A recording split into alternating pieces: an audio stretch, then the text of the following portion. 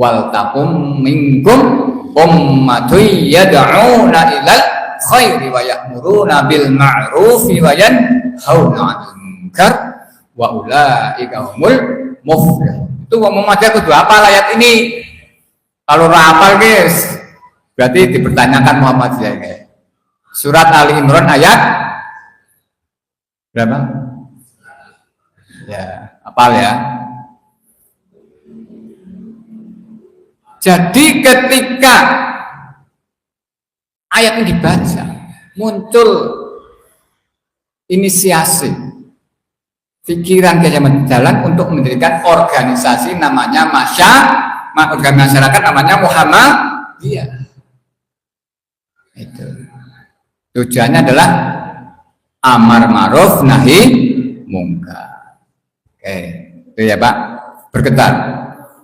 Getaran-getaran ayat ini hari ini kita saksikan betapa dahsyatnya satu ayat ini untuk bisa membuat banyak amal usaha. Dengan organisasi yang kuat ini yang tersusun ka'annahum bunyanum marsus, Muhammadiyah menjadi organisasi terkait.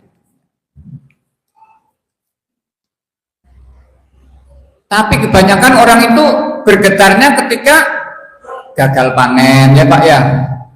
Kalau baca ayat orang tuh nggak pernah bergetar, tapi kalau panennya gagal, kusuk, aduh lemes kabeh apa ya. Kalau kambingnya ada yang nyuri, geger, nggak enak makan gitu.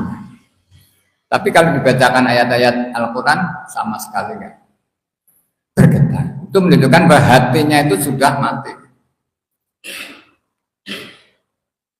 Yang kedua, was-sabirina 'ala ma asabahum. Ciri muhbitin orang yang tunduk adalah sabar ala taatillah, sabar anil maksiyah, sabar terhadap musibah. Jadi sabar ada tiga begitu. Sabar terhadap taat. Ini juga perlu kesabaran, sabar nggak?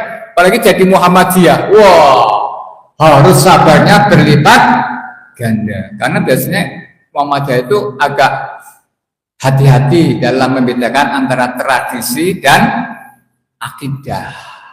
Bukannya Muhammadiyah anti tradisi, tidak. Muhammadiyah itu menerima tradisi, tapi tradisi yang tidak nabrak akidah. Yang nabrak akidah Muhammadiyah seleksi, pilih-pilih.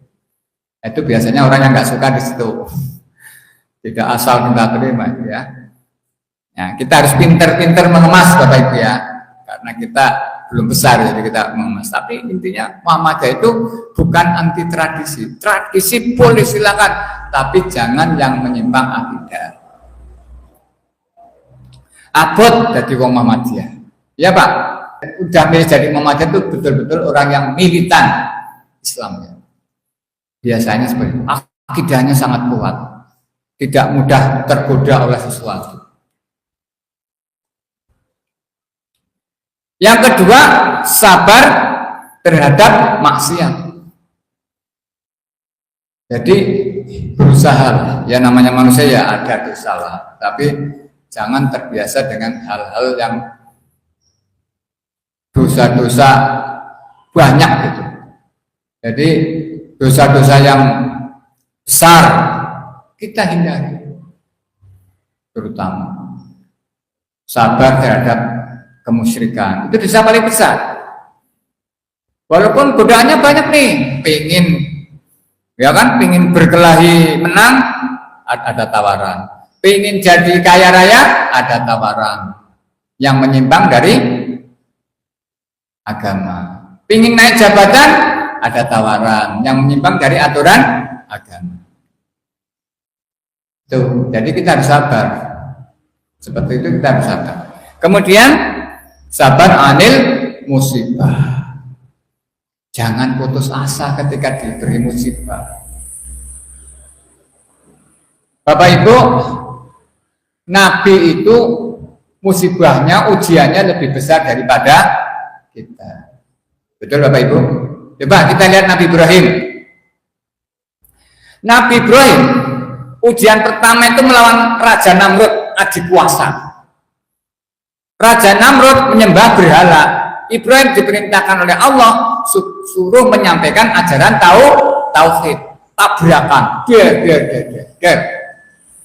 Berjuang habis-habisan Nabi Ibrahim yang berujung pada hukuman mati. Hukuman matinya nggak ditembak tapi dibakar. Nah, ujiannya dibakar. Nah, kira-kira jenengan orang yang masuk Muhammadiyah mau saya bakar, kira-kira ini jadi Muhammadiyah orang kira-kira ya. Enggak ya Pak, enggak berani ya Pak. Ada. Nabi Ibrahim dibakar itu Pak. Tapi alhamdulillah izin Allah tidak memanasi tubuh Nabi Ibrahim. Nah, ujian berat sekali itu Pak. Jangan dikira enteng itu Nabi Ibrahim bisa hebat itu, karena ujiannya juga semakin berat.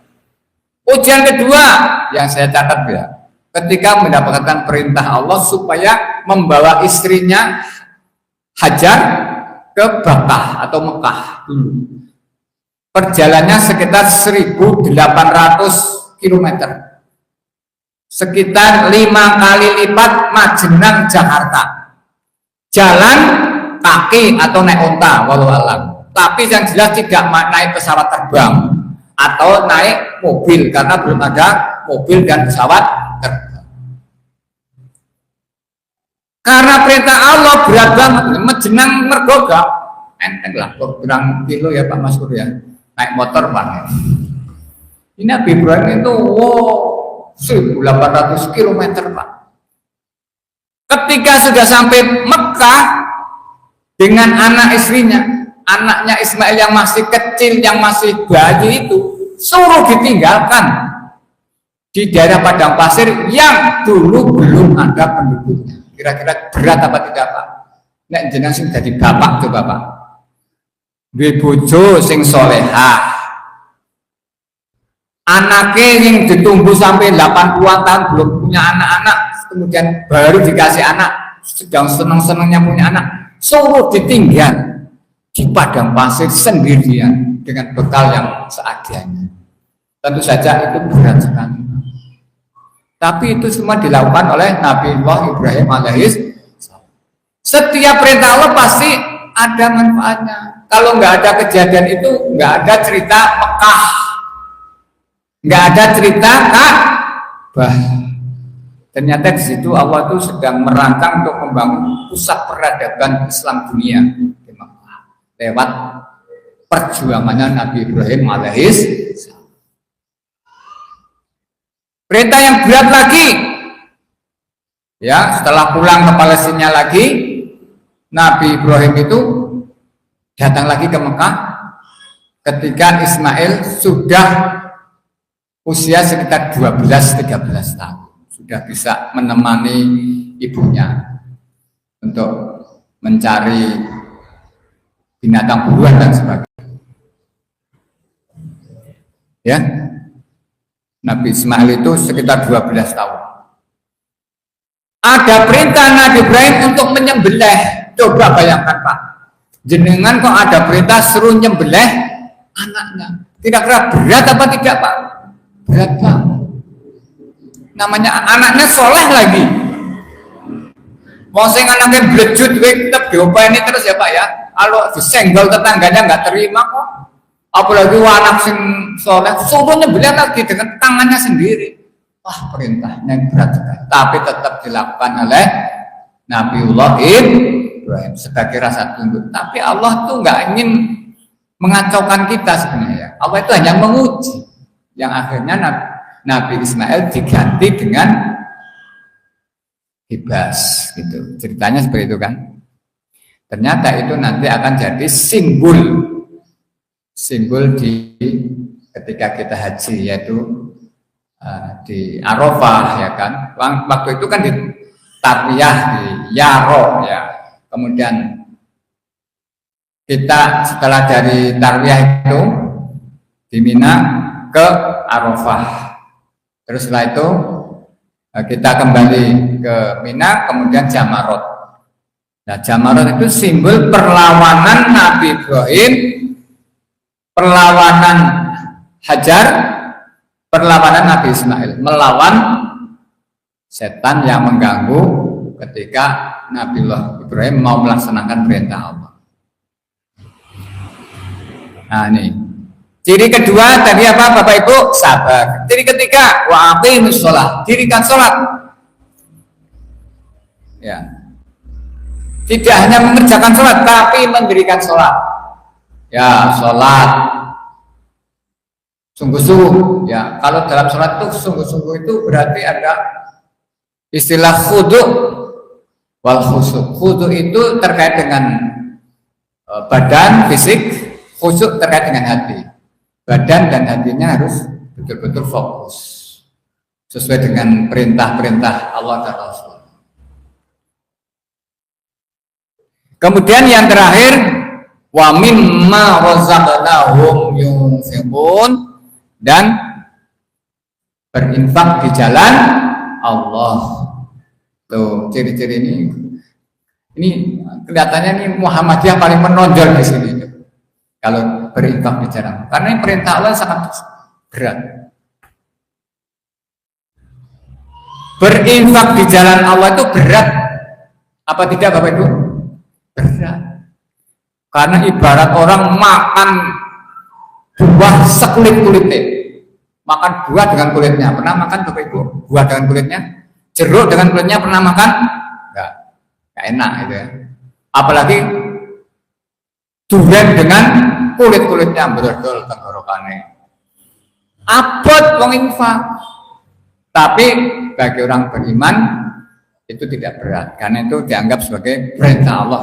Dan rezeki yang dititipkan ini adalah rezekinya Allah, bukan rezeki kita. Sehingga kita ketika diperintahkan untuk berkorban, diperintahkan untuk berinfak, kita lakukan dengan sungguh-sungguh. Ini kaitannya dengan uang berat banget, karena semua orang butuh uang. Betul Bapak Ibu?